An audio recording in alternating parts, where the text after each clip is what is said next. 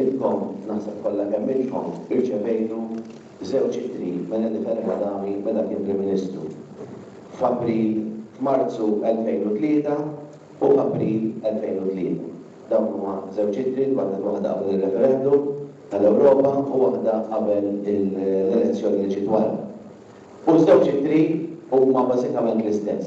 Jekk naqra ftit minn ta' Marzu, il-Gvern Malti ġab rikonoxximent għal-kaċċa u l-insib tradizzjonali biex dawn jibqgħu jiġu prattikati. Innegozjajna b'suċċess. Dan kien klim dak li l-lumu l-Viċi Kap Nazzjonalista Elix Periċi-Kalascione dwar it-tri li kienu ntbagħtu mill-Gvern ta' Edifen Kadami lill-eluf ta' kaċċaturi u nassaba qabel ir-referendum madħul fl-Unjoni Ewropea u l-elezzjoni ġenerali tal-2003. Dakinhar Gvern Nazzjonalista u n-negozjaturi tiegħu mal-Unjoni Ewropea fosthom Simon Busuttil sostnew li kienu nnegozjaw b'suċċess biex il-prattiċi tradizzjonali tal-insib u l-kaċċa jibqgħu jiġu prattikati. Madankollu l-kaċċaturi u nassaba dlong indunaw li kienu ġew ingannati meta ftit ta' snin biss wara l-Gvern Nazzjonalista ta' Lorenz Gonzi kien waqqaf l-insib u l-ftuħ tal-istaġun tal-kaċċa fir-rebbija. Dik id-deċiżjoni ħallithom morra mad-dilettanti kollha, iżda kull tħassib u rabja li ntwera dak iż-żmien u wara kien biss teatrini, skont Simon Busuttil. Fl-ittra hawnhekk qiegħda l-kaċċaturi u n-nassaba se jkomplu jipprattikaw id-delizzju tagħhom fi sħiħ. Fi sħiħ Sur Busuttil. Is-sħiħ jiena nifhim llum f'Settembru naqsu l-ħinijiet.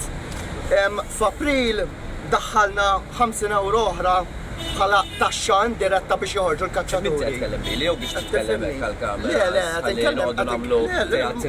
Dan il-lob li mħuħ tad-dilettanti tal-kaċċa u l-insib kien wassal ukoll għal problemi ta' saħħa mentali fost aktar minn 60% tad-dilettanti. Dan kien ġi konkluż fi studju maħruġ mill-Assoċjazzjoni Maltija l-Infermieri tas-Saħħa Mentali. The survey was undertaken over a 3-month period, which was in the middle of the ban on hunting had already been imposed and the ban on trapping was about to be imposed.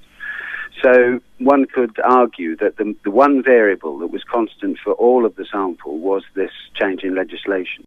L-aħħar pożizzjoni tal-Partit Nazzjonalista brabta mad-deċiżjoni maħruġa l-erba' mill-Qorti tal-Ġustizzja tal-Unjoni Ewropea ftit bidlet min-narattiva tiegħu dwar is-settur.